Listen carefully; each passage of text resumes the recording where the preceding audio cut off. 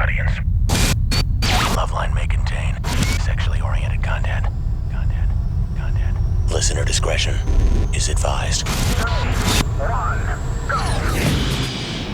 Adam Carolla and Dr. Drew. LoveLine, coast to coast. Hey, everybody, it's LoveLine. I'm Adam Carolla. That's Dr. Drew. Phone number 1-800-LOVE-191. Dr. Drew, board-certified physician, addiction medicine specialist. And tonight we're excited and surprised to see Ben Stein in the studio. I just happened to come by. I was at the Sagebrush Cantina, and I came in. Ben is a guy I've ran into off and on for the last few years, mainly because of my relationship with Jimmy Kimmel, who, as you know, got his big break hosting Win Ben Stein's Money. Bueller. And Ben is Bueller. Ben is a delightful character of a man. Yes? Oh, I think I am. My wife thinks I am.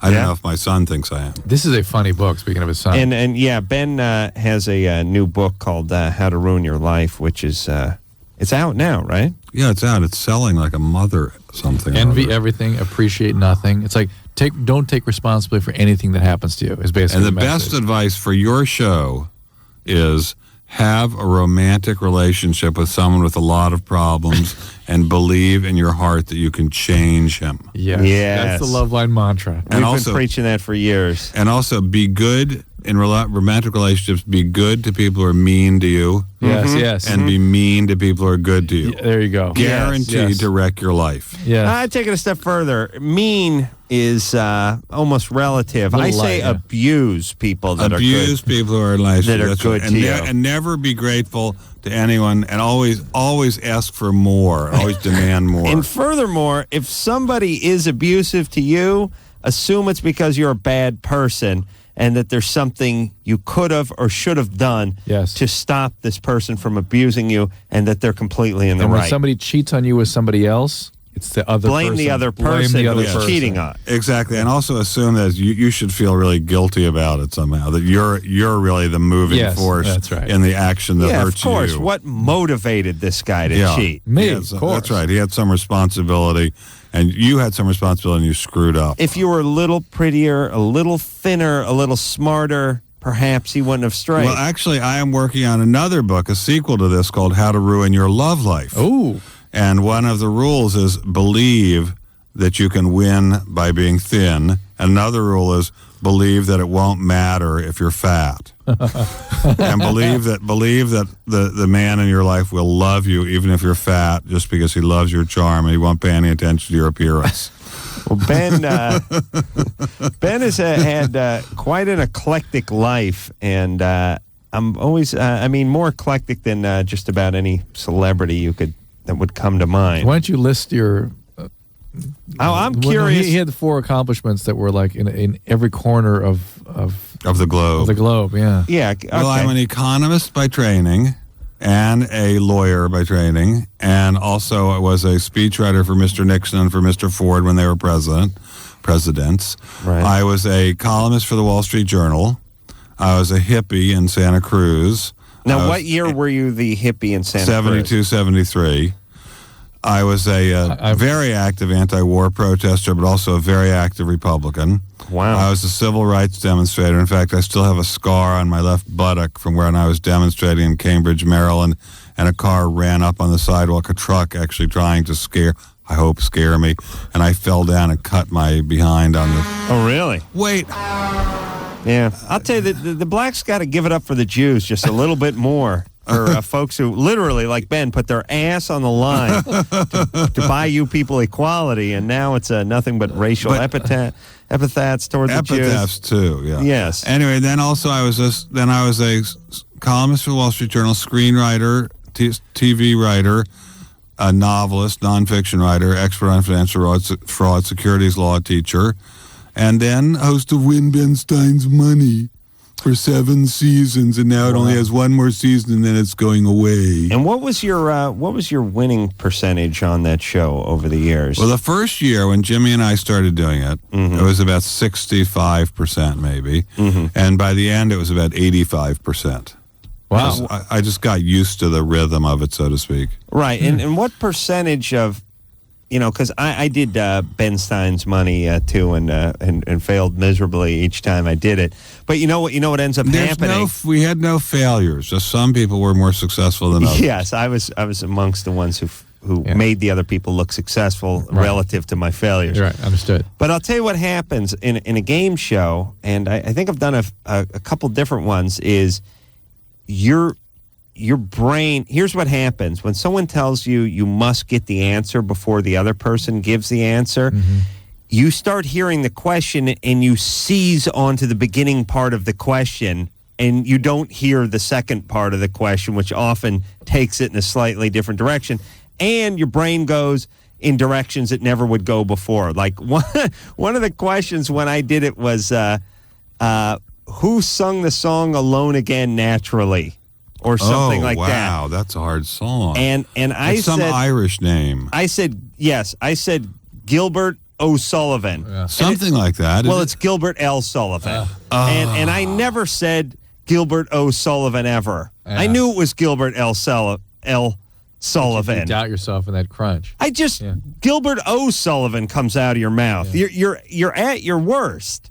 And if you're somebody who's been through it a few times in a season, then all the the kittens in your stomach and the nerves and the this and the that, that's all been neutralized through experience. No, not all neutralized. It's neutralized partly through this wonderful thing, which is paregoric and milk of bismuth. He's holding up some medication, by the way. That helps to, I'm holding up a large brown bottle, large bottle. Basically, it's diarrhea medicine. Right. That's right. What I'm saying is somebody goes goes on the show who might get 8 out of 10 questions when they're relaxed is going to get 5 or 4 or 5. Not even 5. I had guys who had been first in their class at Harvard who got maybe 2 right. I mean, they were just totally blown away by the anxiety. Right. But also, the kinds of questions are so eclectic that they're all different. They're all over the lot, from who won the World Series in such and such a year to how old you have to be to play baseball and sign a release. Do you know how old you have to be to sign a release to play baseball? What I'd say 16. Yes, that's right. That's damn good. God damn it. Why couldn't we have asked that when I didn't know it, but at 18, I know there's guys younger than 18 who play ball. 16 is the right answer. All right. Well, and then questions like, what are the 2 kinds of Goths who sacked Rome? That's a hard one. Visigoths? Yeah. Visigoths and Ostrogoths. All right. Christina? Oh, wait a minute. I got to punch up Christina. I'm still reeling from getting something right. Even technically it wasn't on the show. I think the Gilbert O'Sullivan one is damn good, and Gilbert L. Sullivan. I think the judges could have thrown me a bone on that one. I think so, I screwed up the middle initial of the guy. Who were the judges? Ben and Jimmy? No, God, Ben and Jerry. No, there was a very, very mean judge named Terry McDonald. No, actually, a very nice guy. Here's all I'm saying. In what universe do you give the first and last name of a person you're looking for and get the question right? You could have just given the last name and you would have gotten it. I should have just said Gilbert Sullivan. You could have just said Sullivan and you would have gotten it. Gilbert L. Sullivan. I think he was a boxer or something. Krista? Yeah. You're 22? Yeah. What's up? I've been having these, for about 5 years. I have these memories of when I was younger. It was before I was 10. I don't know exactly how old, but I remember kissing several of my friends who were girls, and I'm thinking I was probably around 8 or 9, and I'd kiss these girls. I don't think we did anything else, but I also remember one of my neighbors, I kissed her, and I made her and her brother kiss too, like under the bed sheets. I don't know if they actually kissed, but I would make them make out, and I don't know. All right. Ben loves this show. Ben is a man of great passion, too, by the way. Like Dr. Drew, does not necessarily come across as a passionate But I am man, a passionate guy. I know. Very passionate. You're a very passionate man. I want to hear more of, is this young woman saying that this, what she's been doing, was a problem, or does she wish she could do more of it, or what is this, what's her story? What's the question? Yeah, no, I don't want to do any more of it, but I remember I kind of forgot about it, and recently, in like past 5 years, I've been remembering, and I want to know what are the chances of somebody around that age? I mean, do they experiment a lot, or does yes, that mean yes, they do. That would be in the normal range. What you're describing. You're fine. Getting people to kisses. Are you having normal relationships now? Am I? Yes, So I am. everything's fine. Yeah, everything's fine. I mean, I just have been. All right, she's fine. she was 9. She had her neighbor's kiss. Well, no, That's I think fine. the point is she probably secretly wants to do it again now, and she's urging you to give her permission to do it again now. That's my guess. I disagree. Krista, Yeah. would you like to continue this kissing quest of yours? I've been remembering this, and I wanted to know if it meant that I had something that happened to me that. No, listen for a few minutes. I'm sure we'll have somebody call who's had their friends do all kinds of lovely things. You'll understand the difference. Would you like Drew and Ben Stein to make out? Yeah, no. Are you sure? That's fine. Yeah, Close your I'm eyes. pretty sure. You sure? Okay. All right. You missed out. These are two men of great passion. Who bring passion to every endeavor. Well, we do. At least I know I do. I think Drew does too. No, Drew is he's a passionate man.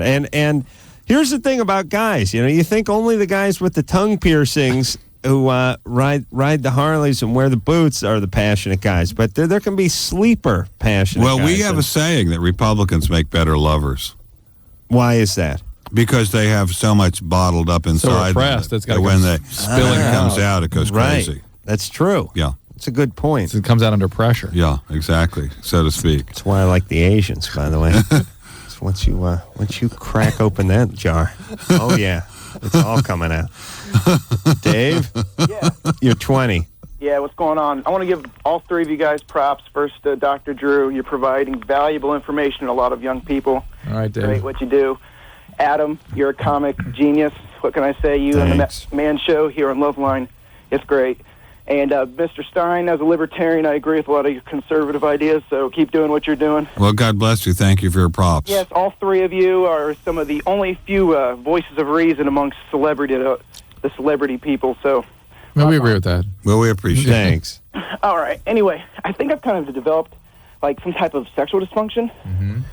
Like I used to be able to get like rock hard erections during sexual foreplay and intercourse. Right. Along with the tight scrotum. But now gradually over the last like 18 months, my ability to achieve those really hard erections has like gradually decreased. Like I can get hard enough for intercourse, but there has to be like constant physical arousal to maintain an erection. So it makes for like quite a rush when you put on a condom. Oh, you mean when you try to get the condom on, you lose a little momentum with the erection. Right, but but the whole time during when I'm aroused, like my nuts don't even really, they're supposed to be kind of taut. You know what I'm talking about? No, I disagree. It happens to some guys. As you get older, the force of gravity overcomes them, too. Yeah. My balls just sag during sex. They're flopping everywhere and stuff. Yeah, mine are like a counterweight. Butt goes this way, balls Yeah, go the mine- other, then they snap back. It's the yin and yang. Yeah, I tell you, it's like the All right, Dave. I've had enough about Dave doing a 20-minute stand-up routine on his nuts and how they're not what they used to be. It is Well, true, let's though, just- Drew. What do they call that? Was that Darto's tunic The thing? cream hysteric Oh, the response. cream hysteric response? What am I talking about? The Dartos tunic is the wrinkly thing around Well, your that's what it testes. goes into. Yeah. But that seems to go away with a certain amount of age. The Dartos tunic, you just stretch it out as you head towards the floor. Well, that's what I mean. I mean, it's like at a certain point when your skin hangs on you far enough, no matter how far you stick your chin out, you have a double chin Yeah, or you sure. have a flap of I gotta skin, show- right? show- I have a big double chin. So this is the Dartos It's tunic. becoming. Thank you. Maybe it's one of these. You can't see this because you're listening on the radio, but Dr. Drew is showing me a medical textbook. Thank you, Ben. See? Ben Stein knows knows more radio. about radio than Yeah. you do. All right. So, anyways, you get older, the nuts head down toward Let's terra just see if firma. he's on any medication or anything. Just No, quickly. Come on. really? Dave, you on any medication? well, no, I smoke a little pot, but Mhm. I don't know if that would have anything to do with it. Every day or once a week kind of thing? Well, yeah, during several days during the week, I would say. 7 days during the week. Not 7, several. Several. 5. 4 or 5. 4 or 5, but you work off the 4-day week, right? Like most are. You think there's 7 weeks in a month? Nah, 4 That's weeks. most of our listeners do. They go, I only smoke weed 3 or 4 times a week, but they think they work off a 4-day week. I'm a responsible pot smoker. Okay. Okay. Well, it might be the pot doing that to your erections. Yeah, you got to get the right woman, and I listen. Practice putting that condom on. Yeah. drill, so to speak. Yes. Evil pot smoking hand jobber. People know what you're talking about. Dave? Yes. You're 24. Yes. You're on with Ben Stein. Who's losing it? He's fine. I'm kind of nervous to talk about this, but I'm having a situation. I have a girlfriend who has a lot of emotional baggage. It's kind of annoying because what happens is we'll be talking or we'll be doing something, and I'll either say or do something, trigger something on her, and she just clams up and just like completely changes. Give us an example. Like it usually happens when we're having conversations because she lives an hour north of me, or so, and so we mostly talk on the phone right now because I'm busy. And it's like, well, conversation. She'll be all happy. I'll be all happy. We're discussing something, and we're just sharing information about ourselves. And then I'll like say something that I have no idea what I say, and then all of a sudden she goes quiet and doesn't talk. Well, what does she say it is? You have to give us an example. You just described the scene twice now. Give us a specific Give us an example of something you said to her that made her clam up. I hate to say this, but I really can't think of anything right now. Well, that's all right. Okay, may I I'd like to offer a suggestion. Go right ahead. I think you should break up with her. She sounds crazy. Yes. Dave, can you do that? Well, I can, but I don't want to because I really like her. Because we've learned a lot about each other. Honestly, we've only been together for like a month and a half. Oh, well, that's nothing. Maybe you could ask her if she'd like to start taking antidepressants. That might help. She does. She does. Oh, well, that's the problem. Antidepressants usually make you more depressed. What is she taking? What is she taking? She's taking, I don't know exactly what it is specifically, but I know it's prescribed by a doctor. Well, these kinds of behaviors are, you're giving me very scant information, but there are certain personality disorders that can be very difficult to deal with. And the quality of the kind of thing you're talking about is suggestive of something like a borderline type personality disorder. And listen, we talk about this all the time. Our 23, 24-year-old male listeners are very ill-equipped to deal with people's sort of deeper-rooted personal issues that they run into a lot, and they're unaware of it, and they deal with it on the surface level, and yet it's sort of endless. It's infinite in its amount. It keeps bubbling up to the surface, and they deal with it at the surface, but they never get to it. Well, yeah. No. Well, but usually nobody ever gets to it. I mean, the truth is that even if you're in psychotherapy, probably they would never get to it. I mean, these things, borderline personality disorders, are almost impossible to treat. Right. But we're jumping, I felt awful when I said borderline because we're jumping all over this woman who may just be anxious about being 100 miles away from this guy. Yeah, that's true. If it is a borderline disorder, it's very hard to treat. But also, anxious depression is very hard to treat. And also, the effects of antidepressants are extremely tricky and also often are contra to what they're supposed to be. Well, and also, though, I'm not saying you ever cure the person, but if we got into one of those relationships today, we would know how to dance with it and deal with it and when a little bit. And when to end it and how to end it, too. Right. Well, of course, I'm married, so I wouldn't get into a relationship like that. But I have a simple rule after living 58 years, which is if you get into a relationship with someone who's really crazy, get out of it as fast as you can. Yeah, find because someone who isn't crazy. You will sink to the level of whoever's most crazy in the relationship. Oh, that's very true. You could be very rational, very sane, and very well put together. You hook up with someone who's crazy, that's the level you will go to. You know what? There is some data to suggest the opposite. How dare you crap on my very interesting point? That people with insecure attachments, which are part of the underlying problem with things like borderline, can actually measurably change to such an extent that they, after 2 to 3 years with someone who is securely attached, can themselves develop secure attachment. Down the road, but I'm talking about our 23-year-old junior college male students who have aspirations of doing porn. Yeah. Do you know what I mean? But you are assuming a person who is extremely securely rooted who will be able to put up with that for 3 or 4 years. Yep. That's a lot to put up with. You rarely get that far. Chris? Yeah. You're 13? Mm-hmm. What's up? Whenever I really go down on my girlfriend, like right before she climaxes, she starts to cry. Uh-huh. How old are you? He's 13. Maybe your retainer caught her. No. Because that's the only thing I can think of at 13. I put him on hold because there's a horrible line. And I'm not sure. This can't be possibly true that a 13-year-old is doing this. Oh, it's possible. Possibly true. Chris, Yeah. how long have you been together with her? About 3 months. Uh-huh. How old is she? She's 13 too. Where do you live? Eugene, Oregon. Is this commonplace behavior among 13-year-olds in Eugene, Oregon? Well, she's kind of like a freaky girl. Yeah. He's considered a late bloomer, actually, over in Eugene. And she's considered an old maid. Hey, Chris? Yeah. Yeah. If this in crying fact because is she's- true, yeah. there's issues that she has, the same issues that let you sex do with you, this yeah. to her at age 13 are the same issues that make her cry. And the reason she's freaky. And the reason she's even with Chris. Yes. So- Yes. See, this shouldn't be happening at all at age 13. They should be No. preparing for their bar mitzvah. That's right. But that's Yes. Is she of the Jewish faith?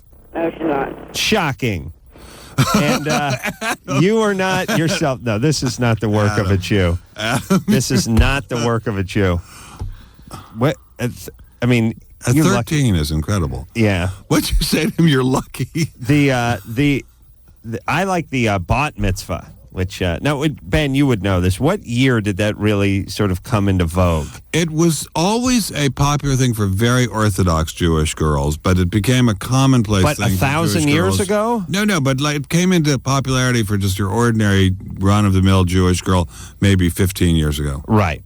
And for those When mass prosperity hit.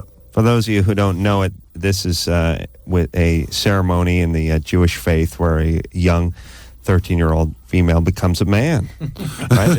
That's how I No, understand that's it. where she learns how to really nag a man successfully. Oh, it's great. The Star Wars themes and everything. Jesus Christ, I could have done with one of those. Drew, you never had one? nope. Ben? I had a bar mitzvah. It was You did? Very, very modest. My bar mitzvah was in 1957. It was a whole different world. I had my bar mitzvah right after they put up Sputnik for the first time, and everyone was afraid we were about to have nuclear war. People were in a very panicky mood. Did you pick a Buck Rogers theme? Did you pick a theme? It was a very modest thing. My parents were not rich, and we lived in a neighborhood where people didn't do showy things, even if they were rich. Did you get a little change, a little coin? I from got the some, endeavor? not very much, and I certainly didn't have a 13-year-old girlfriend that I was going down on. I can assure you of that. It wouldn't have even crossed my mind. Yeah, I mean, it seemed... Wait a minute. It seemed... God, it seemed, who's doing that? No, it didn't seem reasonable when you were 13, did it? No. It would have been inconceivable. Anderson? Yeah, but I mean, here's what I'm fearing is going on. As soon as something gets done, then it can get done, Right. and Then it's on to the next thing. then it's on to the next thing. And Well, do you guys are think? Let very me ask you, progressive. Dr. Drew. Do you think it's better if they are having sex, or rather worse? Is it worse if they're having sex or smoking pot? Which is worse? At You mean 13. for At 13. At 13. At 13, the current data suggests that if you smoke pot at 13, you're probably getting addicted, believe it or not. Overall, it's 10%, but it goes down by 5% per year under 18. So your probability is around 40% of getting hooked on pot. If you do get hooked, it aborts some of the developmental process. But I think it's incredibly dangerous to smoke pot at that age. yeah, and so really, probably the pot thing is Yeah, the but worst. Drew, for your daughter, The pot's fine. you throw her pot party. Honey, I'm so proud of you. All right, we got to take a break because you figure you could talk them, you could get them off the weed, but once they got a taste for that dong, it would never end. Oh yes, Drew, be prepared. This show is much raunchier than I It's remember from horrible. the last time I was It's on. a mess. It's him. All right, Ben Stein here tonight. How to Ruin Your Life, name of his latest book, and we'll be right back after this. You know what I'm saying out there? Adam and Dr. Drew will be right back on LoveLine. LoveLine is brought to you by Trojan, America's #1 condom, the most trusted for over 80 years.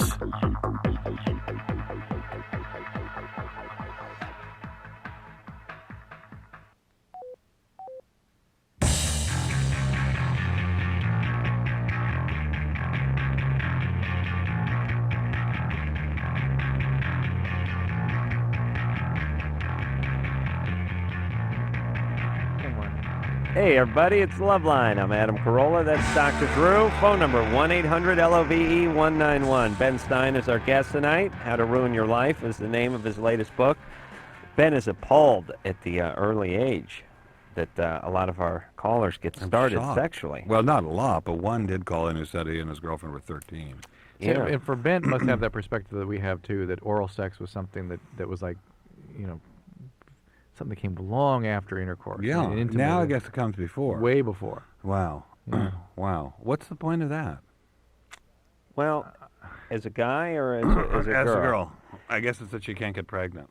And also takes the sort of intercourse question out of the Well, this the sounds dialogue. like Clinton, though. I mean, this is like Clinton's ideas about sex. Yeah. I'm not sure if he actually has those ideas or just sort of Use parrots those ideas. Yeah.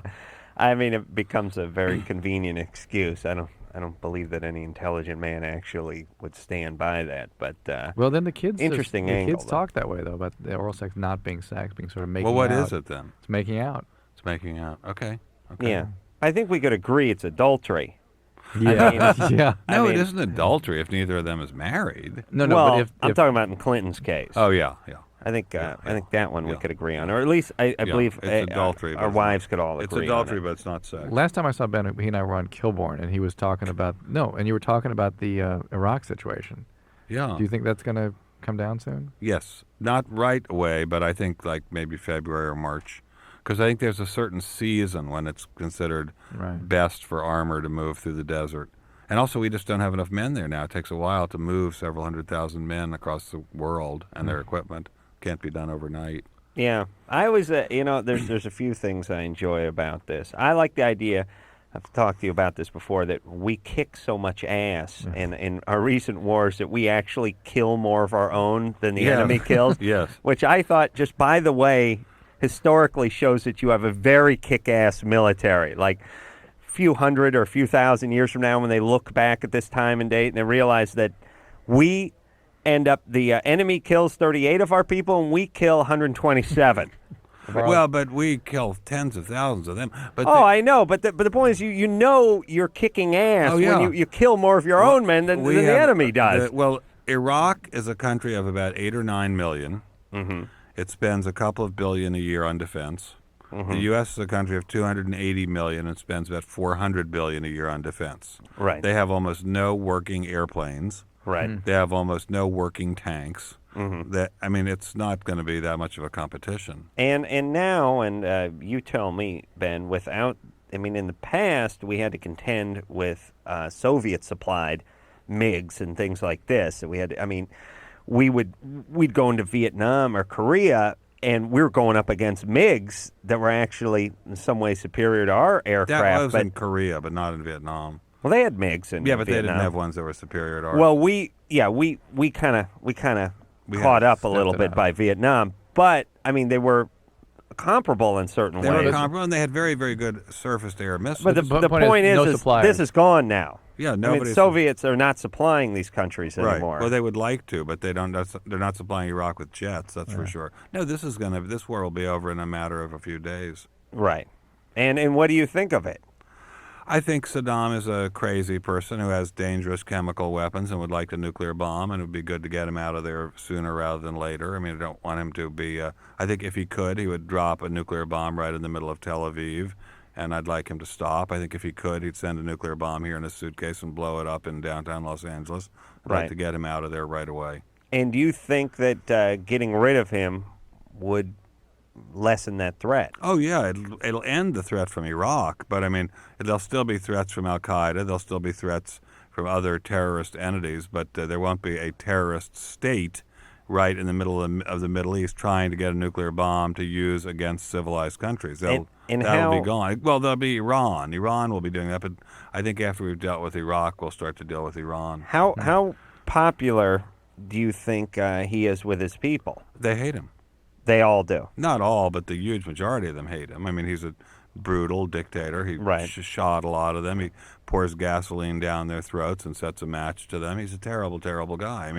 He's a terrible guy. Yeah, I agree. And for those of you who object to the war, when you really take a look at what this guy's done over the last, I don't know, what's he been around for? He's been around about 20 years. 20 years. It's these are atrocities. He's a terror, and he's killed more Arabs than any other Arab ever in the history of Arabs.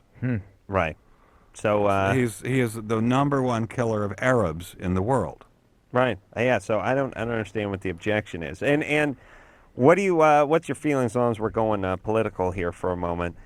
What about oil and foreign dependency and sort of well, when I worked that for kind of Mr. stuff? Nixon, we had a plan to make ourselves energy independent by 1984. And we never put it into effect because the Saudis made oil so cheap that we decided we would just buy their oil.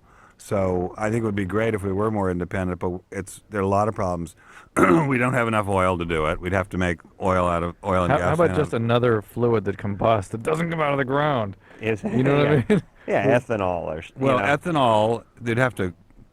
It would be almost impossible to grow enough corn to produce enough ethanol. But they could make it out of coal, but it requires a tremendously complex, highly polluting process that uses up gigantic amounts of water and leaves gigantic amounts of pollution in the ground. And what but about? It can be done. It can be done. And what do you feel about like drilling in Alaska? I don't have any problem with it whatsoever, as long as they're not actually shooting caribou and moose and so forth to do it. If they do it in such a way that the pipes are buried and so forth, it doesn't bother me in the slightest. I remember in the 70s, the Alaska pipeline is going to destroy the wilderness in Alaska. It'll be the end. It'll fall apart. Alaska will float away. Remember that? Yeah. They was going to melt the permafrost. Yeah, it was going to be an absolute total destruction of Alaska. And it didn't do anything except make the Alaskans prosperous. Yeah, it's a very far away, remote region that doesn't look that pretty anyway. It apparently looks like just a kind of big sludge belt.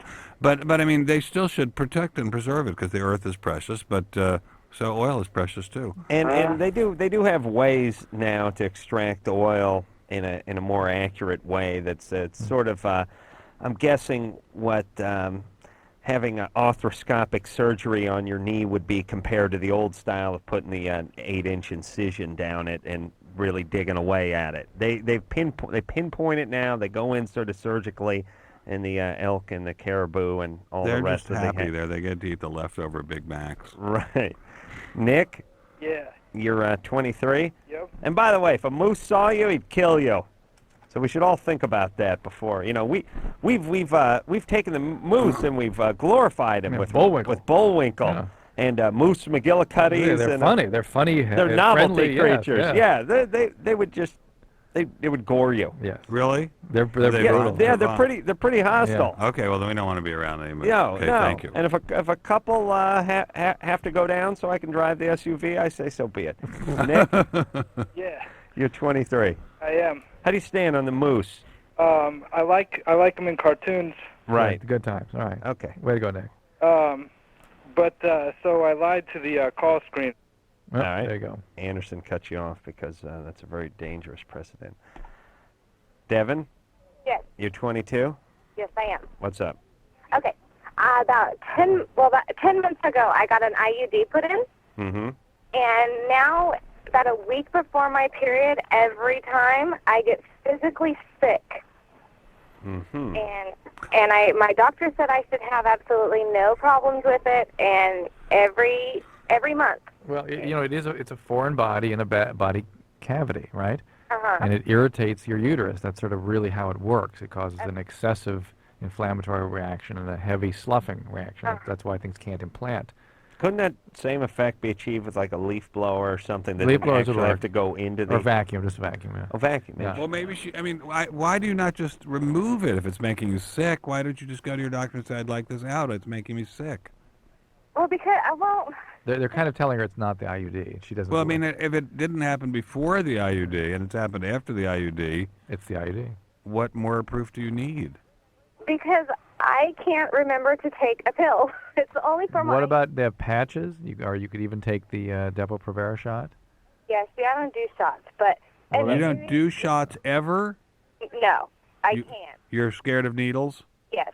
I am too, but it just seems like a much better thing to have a little teeny shot than to get sick every month. Patches. Right. They have patches. They can wear a patch, change it once a week. Right? They have birth control patches. Can you do a patch, Devin? Yeah, I guess so. All right. I've never tried it. Do the But patch. You know, I have 2 kids, so we just decided that it was the best form of birth control. Well, there are Where other do you forms. live, Devin? In California? Okay, just curious. I think you should go to your doctor, get that out immediately if it's making you sick. Because what else might it be doing to you? Well, it can increase the risk for Yeah. infections is the thing, and that's not specifically a symptom of that, but it doesn't sound like a good thing, does it? No. All right. Well, listen here, Devin. Here's the problem. You want something, like you want to Not have kids, yeah. have kids, but you're not. You don't do the The work, shots, yeah. and you don't want to take the pill. Eventually, there's going to have to be some sacrifice here. Yeah. Okay. Well, they, all right. All right. All Why don't you do the All right. shot? And listen, you know what I think we do a little too much of as a society here? And I believe we're doing a disservice to the people we should be yelling at when people say, no, I don't eat that, or I don't do that. No, I can't. My thing is, shut the F up and do it. That's what we should be saying as a society. We should have no tolerance for these people. Well, Ben was a hippie at one time. Maybe he has a different feeling about it. I don't know. I don't like shots. I don't like Nobody shots, likes but I have shots, to but get you're an them- adult. I have to get them occasionally. Yeah, like every day when he slams the heroin. Where's my bourbon? It's the only thing that stops the pain. All right. Ben Stein here. How to Ruin Your Life, name of his book. We'll take a quick break. We'll be right back. You know what I'm saying out there? Adam and Dr. Drew will be right back on Loveline.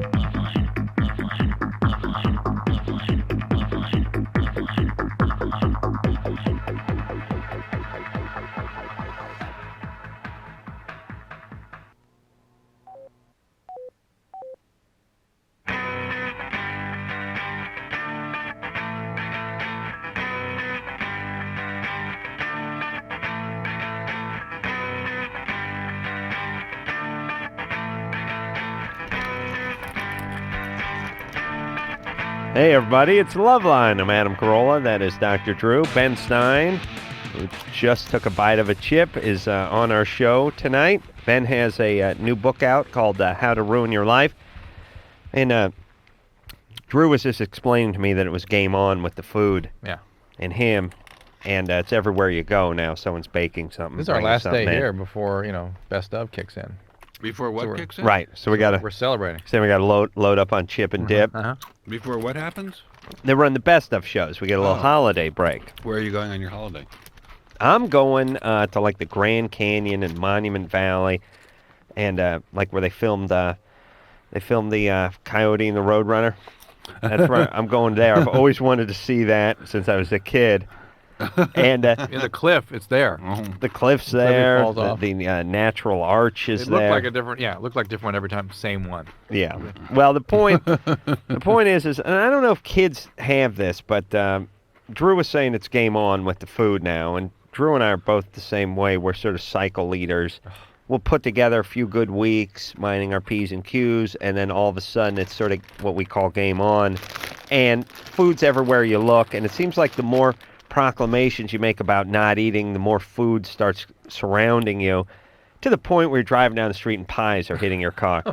That's what happens. You just Food is very addictive. It absolutely is. Food and especially carbohydrates are unimaginably addictive. Yeah. But In fact, I don't think kids get that. They don't get on a roll like we do they? Some do. I mean, there's some very fat kids. I have an interesting observation. When I am in a really, really terrible mood, almost nothing changes my mood as fast as an English muffin with lots of butter and lots of comfort food for you. butter and jam, Right. orange marmalade. And I think it's the metabolizing of the carbohydrates in it are metabolized the same as smack. It's true. It probably hits the same area of the brain to some extent. It's really, really good stuff. Yeah. No, it's All right, we apparently have some callers. They come with a new okay. brand of muffin. Adam, you're funny. Smack breath muffins. What about just mainlining carbs? Marmalade. Well, I do that. Mainline I do marmalade. mainline marmalade. Angela, Yeah. you're 18? Yeah. What's Hi, up? How are you? Good. I was wondering, I mean, this is a stupid question. I was wondering if I could talk to you guys on the break because my dad always listens to the show, Uh-huh. and that's who I have to talk about. Well, Drew has to shovel food into his mouth during the break, Oh, What's okay. the general subject? My dad. and he's listening now. Well, we're in Colorado, so we don't get the show till tomorrow. Mm-hmm. But he listens every night during his at his work and stuff. Well, is he going to be a little freaked out already that he's hearing you on the air? Well, he's not going to hear it till tomorrow. But won't he be mad at you tomorrow? Well, yeah, that's what I'm saying. If I could. Well, you can talk to me at the break. Here's the thing, Angela. Uh-huh. I'm sure he could only imagine what you were talking about during the break, and it would probably go to the worst possible place. Come here and give me a hug. So why don't you tell us what's up with him, and so that he can hear it? I mean, I don't want to offend the guy. I don't want to send him into a rage. But if you have an issue with the guy, maybe he needs to hear it. Well, yeah, I love him like a lot, but he just like I've had a lot of problems during my life and stuff, and he's just is not there for me a lot emotionally. Because he's working, or why? He always works. Like he works all the time. Is he the one that's supporting you? No, not right now. I'm living with my mom right now. Oh. But then I just found out that my mom's pregnant and all this stuff. But the thing with my dad is I've always had stuff going on during my life, and he married this lady. He's been married to her like 10 years, and she beat us for like 7 years, and he just acts like he didn't, and he knew about it. And You sure he knew about it? Yeah, I know he knew about it because we've told social services and stuff, and he had to talk to them. Oh, boy. All right. Well, this is unbelievably sad. Yeah. This Well, is I really, get really that. sad. Well, Angela, are you able to talk to your dad? No, I can't talk to him about anything. I usually can't. just talk to my mom about. but I Okay, don't well, really talk to okay. anybody. Listen, Angela, here's the deal, and I say this, and it's sad, but if you can't talk to your dad about anything, then you're going to have to sort of let him go and move forward in your life. Right. If he's not the kind of person that can... You cannot wait around for his approval and put your life on hold. Right. He's, for one reason or another, is not stepped up to the plate, at least according to you, and we believe you, and that's fine, but your biggest mistake is trying to get someone to do something that they're not very good at. Or incapable And of. everybody has to listen to that, please. I mean, people spend such a vast part of their life trying to get people to do stuff that other people just are not prepared to do, or don't have the capacity to do, or don't have the will to do. Well, there's just an awful lot of people who are not really great people. My sister has a very wonderful saying, which is that your basic human being is not such a hot item. And I think that this, it sounds like her father's not such a hot item. If he lets her stepmother beat her up, I mean, that's outrageous. It's thoroughly outrageous. At the age of 18, presumably she no longer has to go over to his house if she doesn't want to. She is 18. Yeah, Right. So she doesn't have to go there anymore, and I wouldn't go there anymore. I mean, What's- why deal with him at all? What's interesting is Adam and I have always noticed that the parents that are the worst are the ones that get cut the most slack by the kids. You know, that they idealize them. That is so amazing. Yeah. I've often heard that said, that the Yeah. worst parents have the best children. Not And the best children. No, the children, the children act out a ton of stuff on themselves, and they get involved in these horrible relationships with abusive people. But they idealize the parents. Oh, that's very interesting. And meanwhile, your kids think you're pricks, Yes. and you guys are Yes, saints. exactly. I bend over backwards for my son, do anything, Right. torture myself for him. Sure. And he thinks doesn't he's care. abused, right? Yeah. He was watching a documentary about the Menendez brothers last night with extreme fascination. Yeah, he had a steno pad out. And I said, he was talking into a dictaphone. I said, Note to self. I said to him, Tommy, our will says that if we die violently, you don't get a cent, not a single cent. And in fact, if we die of any cause other than one that can be determined by a doctor to be natural, you don't get a cent. So he looked very sobered by that. Well, But I think he was teasing me. He has an incredibly good sense of humor. It turns out they're starting to look now at kids that are being abused. That what happens to us when we're in a setting of extreme distress? We tend to seek other people, especially the people we need the most, our family, or if we are a child, our parents. So when a parent abuses a child, it actually increases their attachment needs. So they go toward the person that's abusing them to try to get the relief. Stockholm syndrome. It's The very much Stockholm much syndrome. part of the same thing. That's maybe why that happens. The That way same when mechanism. kidnappers bond with kidnappees bond with their kidnappers. Same idea. The attachment needs to go up, and so people go towards them. And the only way you can do that is if you idealize them, because you want to deny the contents of their brain, which is they want to beat the crap out of me. You want to pretend that you're in control of it. It's something I did. Very good point. I did it, and therefore But that's this why is it's another happening. part of being nice to people who are mean to you and being mean to people who are nice to you. How to Ruin Your Life is the book. Okay, Yes. let's go on. Yes. All right. Well, We have we'll, somebody who wants to talk to us about Alaska. Oh, we do. Hold on a second. Let's talk very quickly because we have to go to break. John, you're 31. Yeah. You have a response to Ben and his oil propaganda about drilling Alaska? Big oil propaganda. Yes, Ben Stein, you're a very, very funny man, but I just couldn't sit here and listen to your propaganda about the wildlife refuge and not respond. Do you want to do it after the break or now? Well, Go ahead and Ben do it Ben now. is going to leave, I have to leave during after the break, so why don't you- mainly because of this call, but go ahead. We have Okay, 30 well, you seconds. said you wouldn't want to drill there if you had to shoot a caribou to do it, but the thing is, the part where they want to drill is where the caribou depend on for their food source when they're having their calves. And it's not a sludge field. The part that they want to drill, the coastal plain, is where all the plants grow. It's very critical to the ecosystem. So this whole thing, Adam, about inserting the pipeline surgically, that couldn't happen. Oh, yes, it could. No, it could. Yes, they have the technology to do it. What do They they can have, a syringe locate that's the pipeline oil. size? What's that? A pipeline-sized syringe that they just use? They kind No, of no, Well, but it's a pipeline-sized syringe. It's a very, very big country. So a pipeline compared to a country is much smaller than a syringe compared to a Here's the body. problem I have with this. I heard the same stuff when the Alaska pipeline was Yeah, laid they down, said and they was going to wreck Listen, Alaska. exact same stuff. Oh, look, all the doom and gloom naysayers say this crap all the time. It's always the same. It's the sky is falling, people, and then something happens. It all works out, and 5 years later, everyone forgets about it. Meanwhile, our problem is we don't go back and punish the people who are lying to us and talking about doom and gloom, which we need to do. It's nothing, please. And by the way, it's that or keep feeding the pocketbooks of these horrible dictators. Great. All right, Ben Stein, everybody. How to Ruin Your Life, name of the book. We'll take a quick break. We'll be right back. Okay, so I know there's nothing wrong with me. So what's up? So I was like you, and I used to think that these Datelines were totally cheesy. Why can't I meet anybody? But I tried everything else and thought, what the hell? So I called the Dateline and actually met a cool guy. I called the Dateline and I hooked up with some cool people. Believe it or not, other normal people are out there looking too. 877-889-DATE. 1-800-LOVE-191. We'll be right back.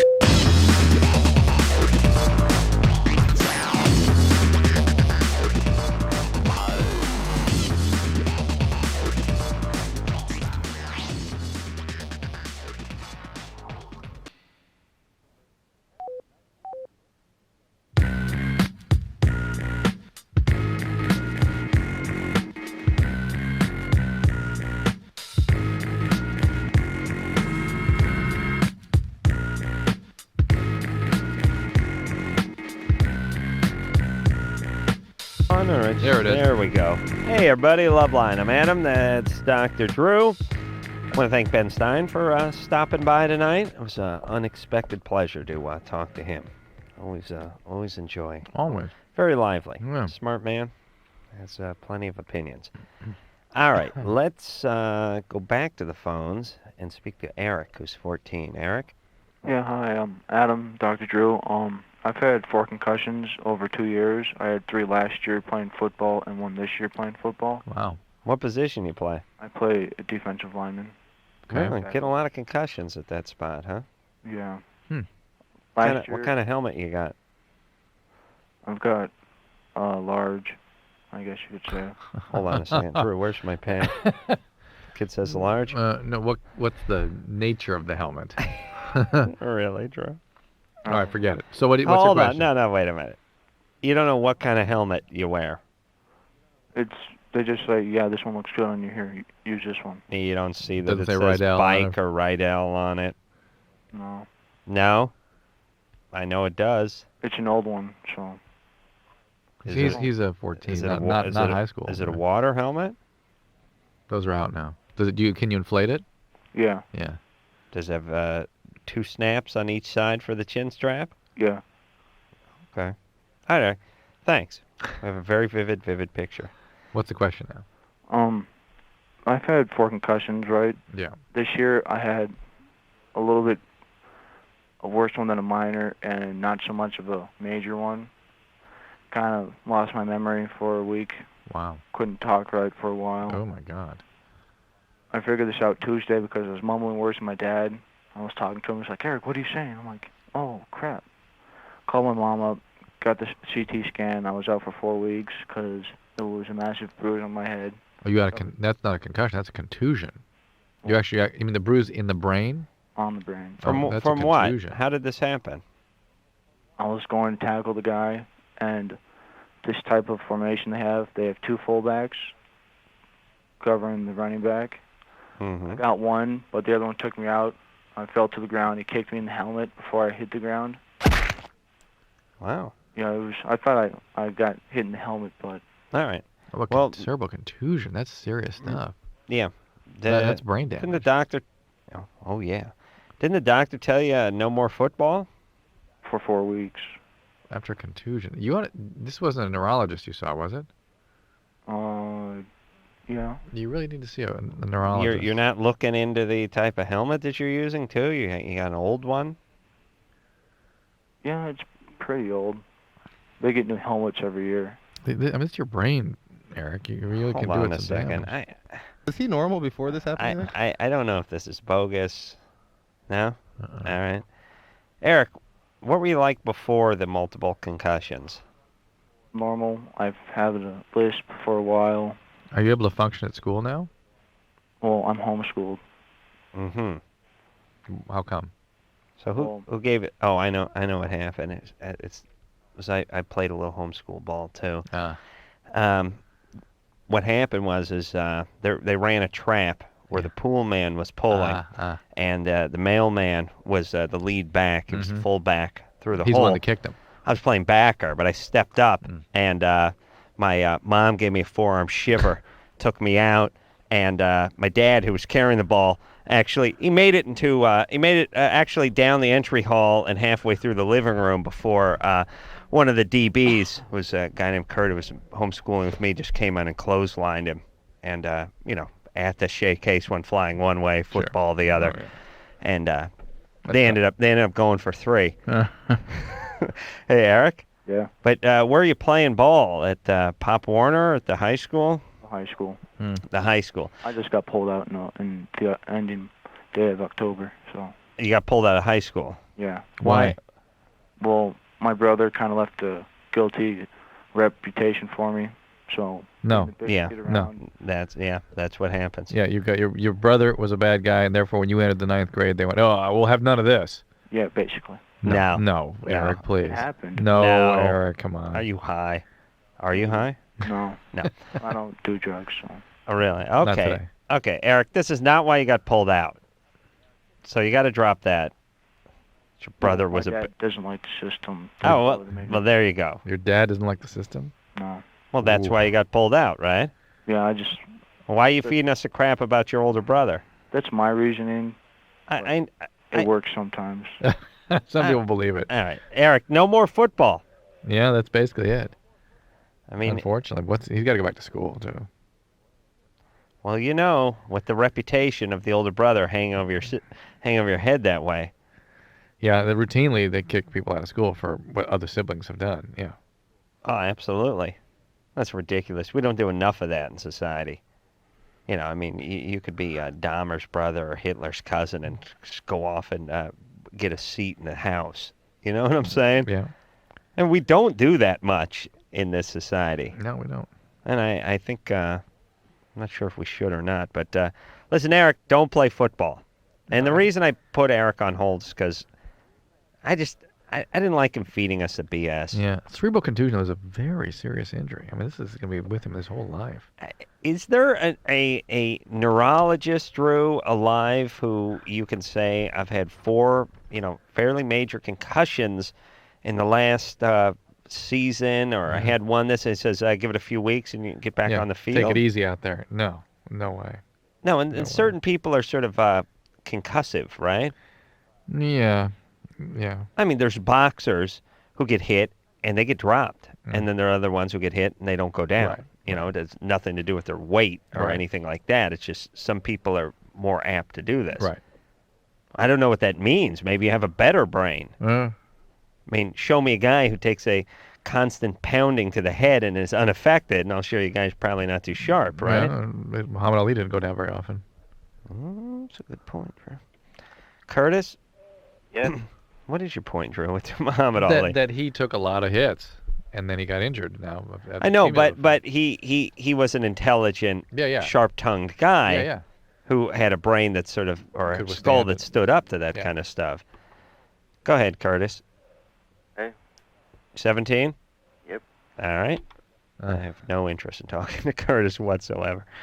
Let's talk to Keith, who's 19. Hey. Hey. I have a question for you. Mm-hmm. All right. My girl, I was going out with her for about a month, Mm-hmm. and she ended up cheating on me. Right. And I caught her. Right. I didn't find them having sex. She told me. Yeah. You caught her by her Well, telling you? No, So, like, if... I found the condom wrapper in her room. Uh-huh. Yeah, that's bad. Yeah. That's never happened to you, has it, Adam? How dare you? I actually found the condom in the room. Oh, not just the wrapper. Worse than the wrapper. Oh. Had to pick it up with the number 2 pencil and smell it. No. No. Where's the vomit drop? All right, so, yes, Keith, you found the condom wrapper. She couldn't explain that away. And she lied about all the stuff that had happened between her and him, and she tried covering everything up. And what's the question, then? And, well, I found out she still has feelings for me, and I still have feelings for her, though. And I'm wondering what I should do. How'd you find that out? It was written on the condom wrapper? The feelings for me? Yes. There's like a middle friend that we have that she's this girl at her work that she's more friends with me and tells me everything that's going on with Let me get some information. How long did you two go out? We went out for about a month. Okay. And she's... By the way, you're going out with someone for a month and they're cheating on you, that just means they're seeing more than one person. Right. It's not really... I mean... Okay, if you guys see each other every day for 2 weeks, and at the end of that, she says, I love you and I want you to be my boyfriend. But this sounds to me more like you guys never really had a full-blown intimate relationship. Right. Okay, number one. And number two, then, who dumped who at this point when you found out about the cheating? I dumped her because... You dumped her. Because I didn't, want to have her going around doing this to me. Right. Because she insisted that she was going to keep seeing this guy. Therefore, I dumped her. She told you she wasn't going to stop seeing this guy? Well, I went and talked to her a couple days later, and she said, yeah, her boyfriend, this and that, about him. All right, hold on a second. Oh, boy. We get one of these callers like twice a month We now. do, don't we? Yeah. Sort of a delusional male. My girlfriend was cheating on me. Yeah. As it turns out, he was cheating on her. She was cheating on her boyfriend with this guy. Right. The guy we're talking to. All right, so Keith, so you cut her loose though, right? You sent her packing. Yeah. Back to her boyfriend. Kicked her back to that boyfriend. Right. Yeah. Right. And who she'd been with for how long? She's been with him for about a week now. She considers this her boyfriend, who she's been with for a week? Yeah. How long was she with him before this week? She knew him for about a week and then left me for him, and then they were going out for about a week. So this whole thing took place a week ago? Yes. After she'd met this guy and seen him for only the course of a week. Never knew him before that. Uh-huh. Okay. So now, she's still with this guy? Yes. Okay. And you've heard through a mutual friend that she misses you? Yes, that she's realizing, like, she screwed up with me, and that I was a really good guy to her. Yeah. And that this guy... You've called this show before, haven't you? No, I haven't. Huh? I've been listening for a few years, but I've never called before. All right. But listen, Keith, she's chaotic, and she's trouble, and she did you a favor by leaving the condom wrapper. Yep. So it's just going to be more pain like that if you try to pursue this any further. Oh, and let me tell you something. It's just the beginning. Oh, yes. All right. She will go round and round with this guy and you for the rest of her life. Yep. See, Keith is one of these guys that's one good date with some half-sane chick away from having this stuff completely behind him. Yeah. But he's 19, which is that horrible no man's land for guys. Yeah. All right. Drew, what's the matter? Your coffee's too hot? You got a real puss on when Isn't you that grab crazy? that thing. Weird, like... Had a seizure. Yeah. Tiffany? Yes. You're 14? Hi. Hi. There's this guy at school, and I met him a year ago, Mm-hmm. and he's from like the beginning I sort of liked him, Mm-hmm. and then after my friend told him to get with me, Right. I just can't stop liking him for some reason. And After your friend told him to get with you. You couldn't stop liking him. yeah. You mean he had sex with you? No, just like, making out and stuff. You made out with him. Yeah. And he doesn't like you after that episode. Well, we did that for like this whole year. Made out periodically. Yeah. Mm-hmm. And we did a little more, but then like he denied everything when Well, forget what he admits to. What did you do? what do you mean by what did he do? What are the things he's denying? The fact that he got with me. Right, hold on. A little difficulty our last 3 or 4 callers with the tracking. Oh, boy. Started off with the concussive guy. Right. Kind of helmet you got, huh? And listen, everybody. Tara, don't call me Tara, goddammit, and Brian. You have 45 more minutes for vacation. That's That's all you got to put up with this for. I really don't care what the problem is anymore. If people are having difficulty tracking, we can't speak to them. This is all going on the best of. All right. Thank you. Tiffany? Yeah. Okay, so the guy's how old? He's 17. All right. And you made out a couple times, and he denies doing more. Fine. But you did do more. You got to move on. Yeah, it's a bad. And my friends keep telling me to, but I just don't know how. I know. I understand you don't have that capacity in you. This guy has hooked you in a way that's unhealthy for you. You must do it. You must treat it like a drug that you have to break your habit of. All right. That's it. You got to be strong, baby. Thanks. You got to stand tall. You got to be proud. All right. Yeah, because when you give in, you're weakened. But when you stand tall, you're empowered. Yes. Yeah. People don't think. I can tell I moved her. She's probably weeping. That's why she couldn't respond. But let me say this, Drew. People don't realize this. When you fight against the things that you feel like doing that you know are bad, right?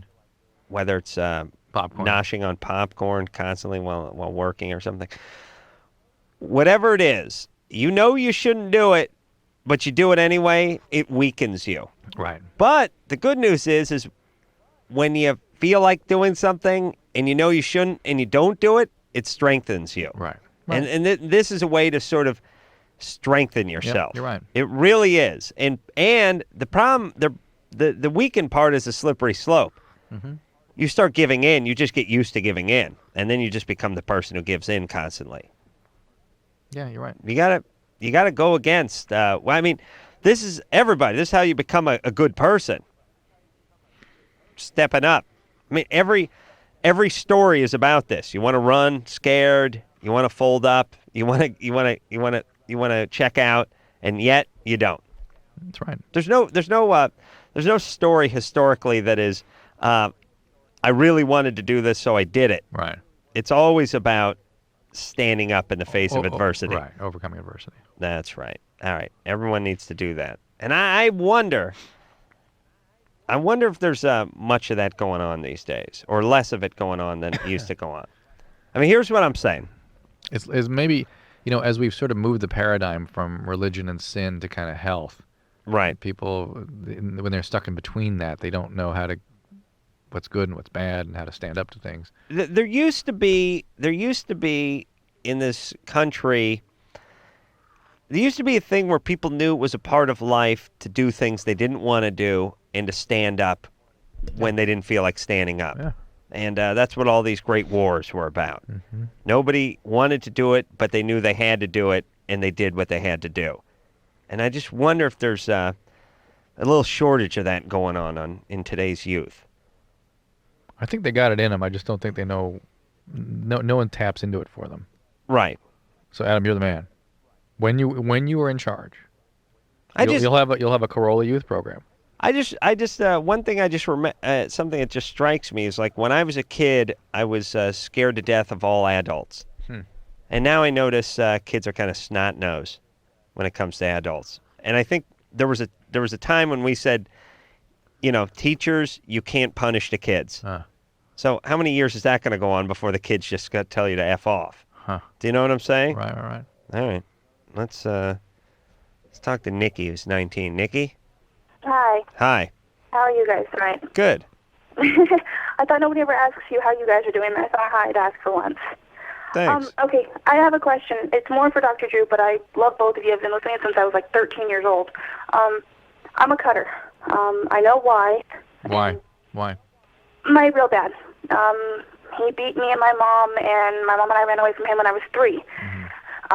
From there, I developed an eating disorder. I became a big druggie, went to rehab, got clean. I was able to stay away from drugs and stay away from the eating disorder, but when it comes to cutting, there's been times where I didn't do it for like a year and a half, and then something would set me off. I had a miscarriage when I was 18. Well, like when it started to get full-blown was when I was 15 when I had a stillborn, and I did that. And then when I was 18, I had a miscarriage, and it set me back into it. And I just moved out on my own, not by choice, and I live in Utah now, and I don't really like it. Hey, Nikki, how about you cut open a packet of birth control, huh? Ironically, both times I got pregnant, I was on birth control, orthotricycline. You took them at the same time every day, and right? Yeah, every day at 10 o'clock, my pager went off, and then when I had a cell phone, it went off too. So I was on birth control the whole time, yeah. Wow. So, kind of sucks. And then, but I know how to stop myself. I've been diagnosed borderline personality disorder, bipolar, and post-traumatic stress disorder. That's my diagnosis, which I think is crap because, whatever. All right. I can't stop myself. As long as you have a good explanation as to why it's crap, but whatever. PTSD and borderline are related. Some people believe they may be on the continuum of. All right. Where are you cutting yourself? Anywhere that no one will see it. Mostly, right now I've gotten into burning myself because everyone in my apartment has taken away everything sharp away from me. What does your sponsor say about this? My what? Yeah, exactly. Where's your sponsor? My sponsor's still in California where I used to live. All right, you need to get back in an active program. If you are not utilizing the tools and growing in recovery on a regular basis, your brain will have no alternative but to seek more primitive means because that's all you have. You've not developed other means of regulating awful feelings. And it's either going to be doing drugs or cutting. Now, thankfully, it's cutting right now, believe it or not, thankfully.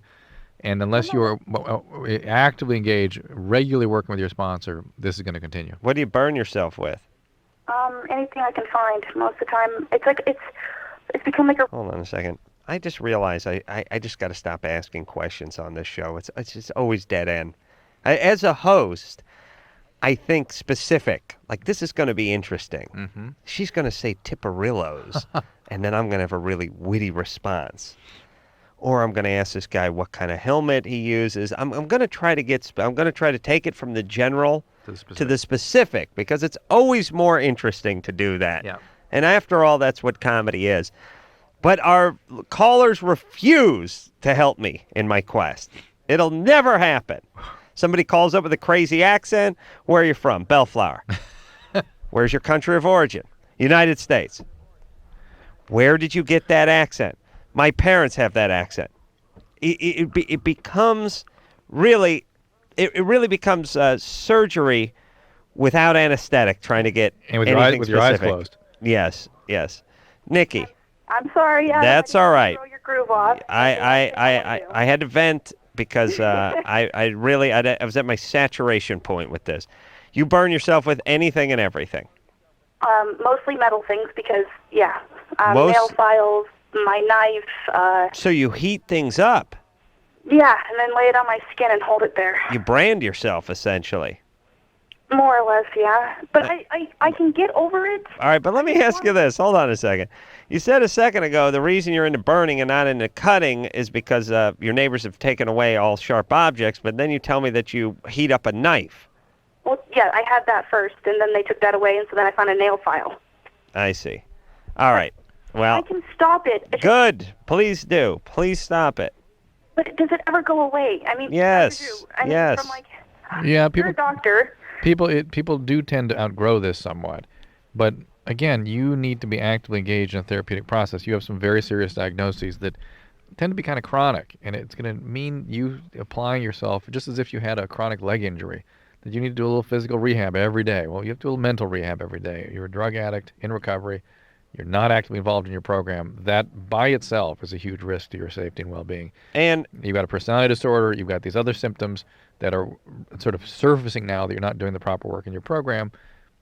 It's game on soon. And mental conditions don't go away. You have to sort of fight them. Mm-hmm. I mean, you have to do the work. Right. Just like we spoke about. So do it, Nikki. You can do that.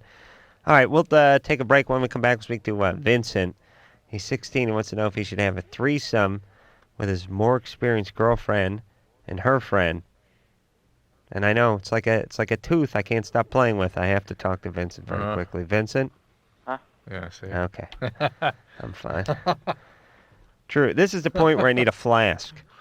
You know what I mean? Like if this was 50s radio, I'd be going for the flask at this. Plenty of beer out there, bud. All right, let's get a brewski. There we go. We'll be back. LoveLine. We'll be right back.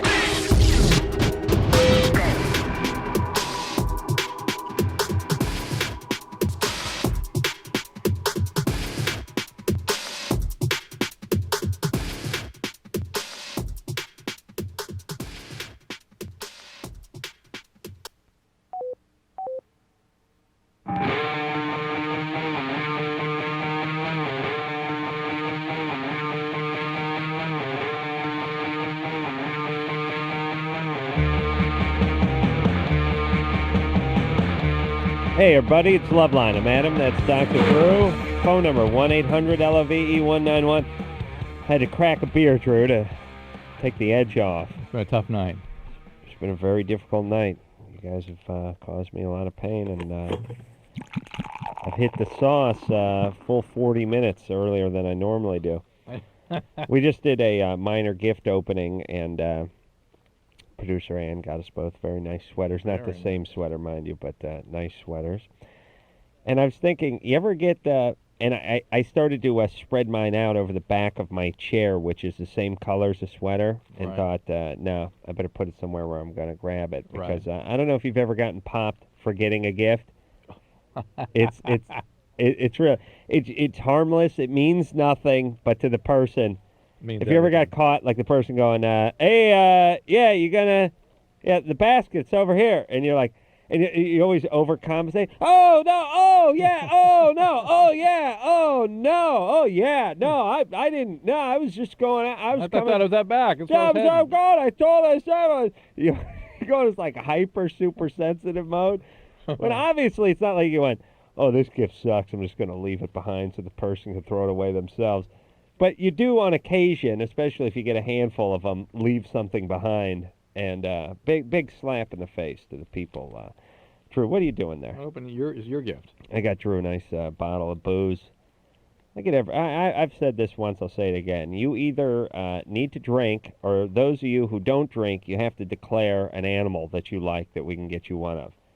You know, there's people, it's like, she loves hippos. Oh, I see. Everything she gets is a hippo. Right. She's got hippo alarm clock. She's got the hippo pillow. You know what I mean? Because if you don't booze and you don't have an animal, it's hard. It's tough. It's very tough. Then it's soap. Yeah, then you get soap. Right. And the gift certificate thing is, something I could do 20 minutes on easily. Oh, God. What is that? It's a really great bottle of wine. Nice bottle of wine? About a case of that? Came in a wooden crate. Yeah, I bet. Jeez, that's a little too nice. Yeah. I'm going to have to fire my assistant. Yeah, Drew, I'm going to need to take that back. That's fine. I feel better if you do. Yeah, please. I'm just going to need that. Or I'll just have to drink it. Is this what you're drinking before you go to bed at night? No, I don't. I drink the bad stuff. All right. So I got a problem, you know. I feel better. Why? Is that good wine? How do you know? What do you know about wine? Pomerol? You kidding? It's good wine? Oh, my God. Oh, boy. I have to talk to my lady who bought that for me. Pete? How you doing? You're 23? Yes, sir. Yeah. What's happening? I bought Anderson a carton of smokes. $42. Wow. Jesus Christ. 42? Was it really? Yeah. Said maybe like our interns or PAs at the crank yankers are ripping us off or something. I told this kid, go to the liquor store. I gave him $45. He gave me $3 and like 20 cents change. What do you think he did? Well, there's American Spirits. How many come in a pack? 20. No, how many in a case? 10? A carton. Yeah, it's $4 and something. I'm not rubbing it in. I'm just saying, Drew. Yeah. See, well, now, when you bum them off me, what I'm thinking? But I know. It's designed to motivate you not to smoke cigarettes. Oh, is it? Yeah. No, it's not working on me. Rob, goddamn Reiner. Yeah. Pete? Yes, sir. Oh, wait a minute. We didn't want to talk to Pete. We want to talk to Vincent. I want to talk to Pete. I know you do, but I want to talk to Vincent, then we'll talk to Pete. Vincent? Yeah? You're 16? Yes. All righty. Adam. Uh-huh. How many of the people tonight do you think were on the football field with that 14-year-old? Because I've been listening in, God. How many people do you think were on the field with him? Yeah. Beside him? Yeah. 7. Probably on the field, 21. I think, all right? 11 on one side, Plus 11 on 2 the reps. other. Right, 23, right? Yeah. I think Vincent's taking a jab at him, but I'm not sure what it is. What it is. Okay, my question is, I've been going out with my girlfriend for 8 months now. Yeah. About a month ago, we recently started having sex. Mm-hmm. Lately, she asked me if her friend Judy can join us. Oh, yeah. Bogus. Yeah. And I know you've never been laid either, Vincent. Oh. Yeah. Nice try, buddy. Good try, buddy. No, I'm serious. No, you're not. Yes. Ooh. Smoke alarm. I think I heard one. I didn't hear a smoke alarm. Yeah. You got a couple minutes here. We'll keep Vincent on the line just for Can I finish my question? Yeah, all right. Okay. She asked, and I was curious of why. I'm not sure if I'm not satisfying or something, but I'm not sure if I should do it either, because why would she want a girl in the room too? Uh-huh. Why'd you use the girl's name? Huh? Why'd you tell us the girl's name? It just came to mind. Mm-hmm. What mind? That's really the question we all need to ask ourselves tonight. Okay. All right. Well, she's sort of troubled, and she may even be a lesbian, has trouble dealing with that, and she's needs to inject a little chaos into this relationship. I say you do it, though, Vincent, because this thing's going to be over soon anyway. He's 16. It could be a little weird for him. He'll bounce back. If I know my Vincent. Vincent? Uh-huh. Yeah, go right ahead. Okay. Don't get anyone pregnant. All right. Right, that's bogus. Totally bogus. Yeah. He didn't care at all what the answer to that question was. I want to know how many guys are on the football field. I was sort of waiting for the punchline. No. Do you think he was actually inquiring if they're playing eight-man maybe, football? Maybe. All right. God, I love this sweater. Pete? Never taken this thing Yes, off. sir. Drew got a nice sweater. I got a nice sweater, too. Crazy. Yeah, but you can't smoke a sweater. You remember that, Anderson? Go ahead, Pete. You're 23. Yeah. What's up? I had a question for you guys. My wife was abused when she was younger, and she seems to have gotten over that. I mean, our sex life is good. There's What was the nature of the abuse? stepfather. Mm-hmm. And she seems to have Not the gotten nature of the over abuser. Sexual abuse? Stepfather. Yeah, sexual abuse, yeah. Uh-huh. And she seems to have gotten over it. We have a very, very good and I guess by modern standards, normal sex life. Mm-hmm. But what's frustrating about it is that after she orgasms, she just doesn't seem to want to continue at all, even though I may have not achieved orgasm. Do you want to continue after you've orgasmed? If she hasn't, yes. You will. Yes. All right. Well, most people, and many women, you can feel very uncomfortable afterwards. Well, that's what she says, that it irritates her more Well, than it there you go. Well, do you think this has to do with her abuse? Well, that was my question. Was could it possibly stem? I mean, I understand there are some women that aren't capable of having multiple orgasms, but I was wondering if that Some might women, be a part of it. some women, almost no women, very few women have multiple orgasms. That's pretty. Oh, really? Yeah. Yeah. Okay. All right, so Pete, here's the thing. She's how old? 18. She's 18, you're 23, and when did you get married? 4 about years a year ago. About a year ago. 17. Yeah. Okay, was she 17? Yes. What's up? Why are you marrying a 17-year-old? Well, we have been dating for some time, and we had a very good relationship. Right.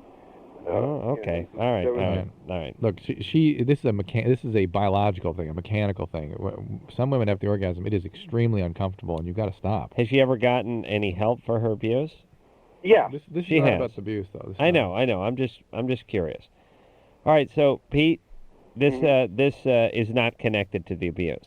Okay. Okay? Yes. Is your stepfather still around? No. Good. But All right. get things rolling for you in some other way before you have intercourse, so you can sort of be closer to getting where you need to go. Yeah. Stepfather. She's having the orgasm. She's having the orgasm with the intercourse. Amazing. Shocking. What? Nice step ahead of the game there. Wow. All right. Someone's on speed. Wants to know the side effects. You want to talk to... Page will be quick. Jim showered with Mom until he was 11. Pal at school said that was bad. Let's see. Jim?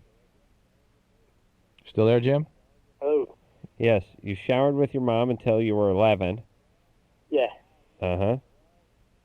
Yeah. Well, it was kind of like I slept downstairs. I didn't have we had bedrooms upstairs, Yeah. and I didn't know until I guess I was at school, talking with one of my buddies, and I guess I thought everybody did that. Wait, let me understand. You got into the shower itself, or you just shared a bathroom? Into the shower itself. Well, you both got in there with your mom was naked. Yes. I'm picturing him at like 4.5 wearing his mom's vagina like a coonskin cap. I mean, actually sliding up in there and sort of trying to sneak back from whence he came. All right. And, good times. Yeah. Now, here's the thing, Jim. This is strange, but it's bad. It's bad. Yeah, it's bad. No, just listen to me. It's bad and it's strange, but the greater effect from this kind of thing is being raised by Mom who thought this kind of thing was okay. That's true. Than the actual showering. It's all about somebody who has very poor boundaries. Right. How is your mom? She a little kooky? Yeah, I guess so. And I don't know where, because I know that, physical contact, hugs and kisses are good. That's normal.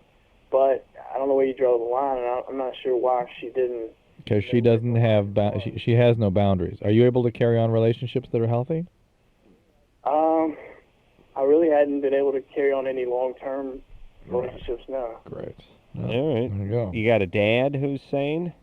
No, my dad was right in the bathroom, Beating off? Yeah, totally aware of it. Okay.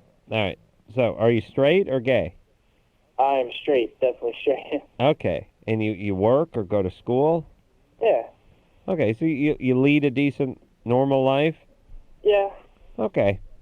Oh, listen, don't think of yourself as nuts or damaged goods. Just go start dating and find a girl. Yeah. I mean, just watch your boundaries. Realize that you're going to have difficulty distinguishing between you and someone else in terms of your feelings about them and their feelings about you. Yeah. My grandma used to walk around in the nude. Your grandma? Oh, yeah. How about your grandpa? No. And No, so did he have He was Jewish. Did he say anything about He was normal. Did he say anything about her behavior? Well, she kind of ruled the roost, as it were. He kind of, listen, he was my step-grandfather. Right. And he was Jewish, so he was the only sane person in the family, and he was the only one who cooked or did anything. But he was still getting his ass kicked up and down the house, just like any good Jewish man would do, with the slightly domineering goyim wife, right? Yeah, that's all. Hey, good times though, right? Yeah, but evidently. I gotta cut myself off this beer, Drew. It's really opening a lot of floodgates for me. Yeah, I've never heard that's a story I hadn't heard yet. I thought I heard I told everything. you my grandma used to walk around. No. Big sunbather. Oof. Yeah. Good times. Yeah, that was great. All right, we'll be right back. LoveLine. We'll be right back.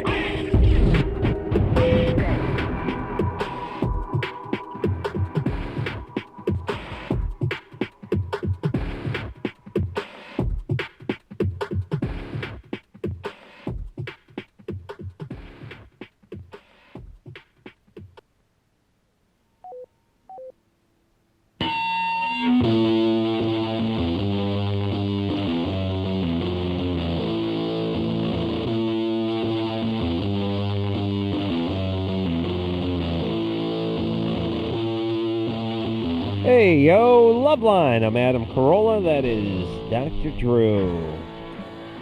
All right, buddy, let's rifle through some calls, huh? Sure. Megan, Hey. you're 17? Yeah. What's that? So what happened is I've been with my boyfriend for 6 months, and I was a virgin when I started going out with him, and I definitely waited till I left him till we had sex. And you know, it wasn't the best at first, but it got better, and Yeah. we're doing really well. And okay, so we hit the 50th mark, and all of a sudden he thinks that he's like, oh, you know, you're so much tighter, you feel so much better now. You but hit the 50th sexual encounter mark? yeah, 50th time doing it. Not sure if I've gotten there Were yet. you counting? Did you have a little tally sheet or something? He counts all the time. He counts? Yeah, he keeps track of my period, all that stuff. He's weird like that. So When you're having sex, does he like count? 1, 2, 3, 4, 1, 2, 5? Yeah, no, he's got He's a like, Palm okay, so Pilot. what? I don't know. Counting strokes or anything? Does he not want to get you pregnant, or is he just sort of compulsive that way? He's compulsive, I guess. All right. Wow. Yeah. That is compulsive. So I'm kind of wondering, like, the more you do it, do you get tighter because you're working the muscle, or are you going to get looser? You're going to stay about the same. Well, all of a sudden it's just like it's really hard to like do it.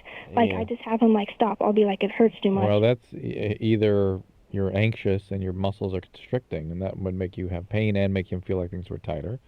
Or maybe you're not lubricating normally because you're not sort of as into it. Well, it's tough when the guy's putting the notch in the bedpost. While he's doing it. Well, I don't know. All right, baby, it's time for Big 5-0. And, you know, I got a cake coming. I got a singing telegram. Yeah, I mean, isn't that a little distracting when he tells you it's number 50? Yeah.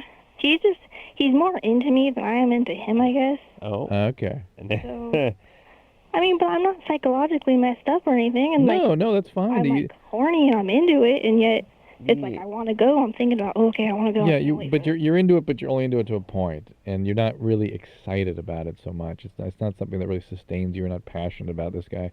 And women very often, their body tells them, it shows them how they're feeling. That's where the tightness comes in. Right, you're sort of clamping down. You're not loosening. You're not into lubrication. it. Women actually do dilate when they're prepared, when they're excited.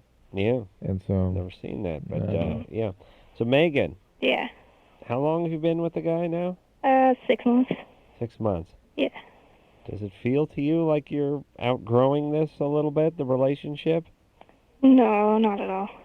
I can see myself being with him. Wait, you just said you're not that into him. No, I am into him. It's just sexually, it's like we just come together at the wrong time where he wants to do it and I don't want to do it. And so eventually just like... Is that because you're doing it too frequently, or he hasn't approached you in the right way? Maybe it's just a lack of time or something, that we don't have enough time so we get around to doing it. How old is this guy? He's 16. And you're yours first, right? Yeah. No. He's done it before, like 6 times or something. 6 times, 24 and a half times with each. I don't know how many with each. All right. Well, he does, believe me. He's got, I want to see his accounting pull out sheet. His log sheet, yeah. See his ledger. Hey, Megan? Yeah. Okay, well... Megan, just be open to the fact that maybe you're not as into this as you think you are. Well, like, I want to stay with him and stuff. And I know, Yeah, because you're you've convincing bopped him yourself, 50 yeah. times, that's why. Should I just give it a rest for a while? Well, it Oh, doesn't... he'll freak out. It doesn't seem like you're incredibly into the guy. Oh, man, that's what everyone tells me, but I am. Yeah, we talked to you for 3 minutes and we know it. Oh, crap. It's all right. Listen, the hard part about relationships when you're 17 is being able to know exactly what's happening to you now. To know when it's winding down, to know when it's not working, to know how to end it realize it when it's not working. And that's part of being in relationships at 17. You have to learn those things. You don't know them automatically. This keeping score is diabolical, though. Why? Because women who are with a guy for a period of time, they'll talk to us and go, like, I've been with a guy for a year and a half, and I just don't want to throw it all away, so they'll hang in for another year. Oh. As a guy going, listen, I've nailed you 50 times. You know what I mean? No. This is for later. This is when he comes back, if they meet up at a reunion. Hey, come on, we were together 437 times. What's 438? What's the big deal? Yeah. Here it is right here. It's certified. 437. Remember this? Yes. You signed, you witnessed right here. Yes, you see where I've had it notarized? Yeah. All right. She sounds like she's falling out with this guy. I think Kim? Yes. You're 25. Yes. You're pregnant with no insurance. Mm-hmm. You, good times. She's proud of it. Yeah. You want to know where you go to get some looking after? I just found out today I was pregnant. Took a pregnancy test. Found out I was pregnant. Did it twice, so I'm pretty sure that I am. Right. Totally missed a period, everything like that. Right. Yeah, I just need to know where to go. I called Planned Parenthood, but they don't do that unless you're going to have an abortion. They don't do the day out. They don't do what? I kind of need to know more information. About what are you looking for? Prenatal care? Do I care? No. What are you looking for? I want to know how far along I am. How much have I damaged this unborn baby that I'm carrying? Okay. I need to know information. Okay. Well, they're not going to be able to tell you either, probably. Well, I would like to know how far along I am, and I realize I can't exactly tell me how damaged it is. But if I knew how far along I was, then I'd have some sort of indication about. Are you trying to make an assessment? going on. Are you trying to make an assessment about whether you should see this pregnancy through or not? Is that what you're trying to do? I was in a really bad car accident, and I was, taking painkillers and stuff like that. So that could have something to do with the fetus, how it's developing. You know what? Painkillers don't hurt the fetus. Category D? You can take heroin; it doesn't hurt the fetus. You can do if you're on. Are you on them now? I only was on 2 weeks. I had 2 cortisone shots and a couple other things, and it ended like 2 weeks ago. All right. In fact, if you were on, let's say you were on large amounts of opiates, let's say you were a heroin addict, all that they would do is put you on methadone for the remainder of your pregnancy because opiates do not really hurt the fetus. Okay. Okay. All right, and Kim, you didn't miss last month's period, did you? No, the thing is about last month, I'm a grad student. I was in a lot of stress, and the fact I had my period lasted a day, then it went away, and then it came back 3 days later. I was like, oh, okay, I'm under a lot of stress. It was just spotting. There was no other indication to me that anything else was going on. So you may have had some first trimester bleeding here, right? Is what you're saying. So that kind of afraid of. all right. So that's what you need to get evaluated, and that's yes, that needs to be done. Go to county. There's one of the women's hospital, county hospital. Yeah, there's a fair amount of women's clinics and things like that. What, down to County USC? Yeah. Is that where County is? Mm-hmm. Well, it changes all the time. It's good times going over there. All right, we will. You can just take yourself a nice seat on a burnt orange plastic. Well, it's fiberglass bench in between a couple of hobos who can't stop vomiting. All right, good luck. We'll be back. Here it is. Bottom line, it sucks being single today. Tons of lame people and no decent prospects. Call the Dateline. Call the Dateline. Call the Dateline. 1-877-889-DATE. LoveLine will be right back, so get your problems ready.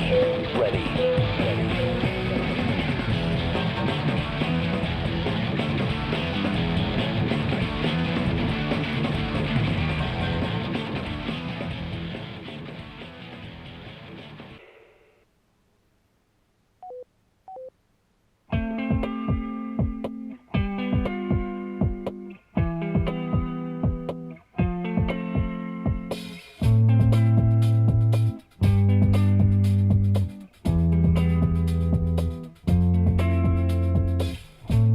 Well, all right, that's the show. I want to thank Brian for doing a great job on the phones and the coffee all week long. I want to thank all year long. It's the end of the year for us. I know, but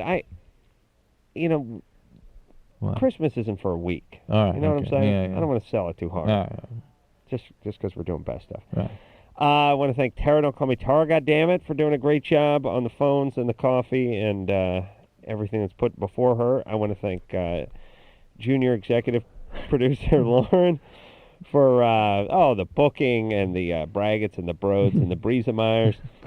Producer Ann for like I said, booking the big name guests and taking care of business, bringing in guys like Ben Stein in the last moment, the 11th hour, and of course the nimbled finger one, the Liberace of the. What the hell is that supposed to mean? The Liberace. Meaning you know how to work a keyboard. That's right. He knows how to tickle those potentiometers. So, until next time, this is Adam Carolla for Dr. Drew saying mahalo. Dear Santa, I am gay. Please send me a boyfriend. and a toy to put up my ass. Merry Christmas. Love, Adam Carolla. This has been LoveLine. The opinions expressed on this show are not necessarily those of the staff, management, sponsors, or this station. The producer for LoveLine is Ann Wilkins Ingold. LoveLine is a presentation of Westwood One Entertainment.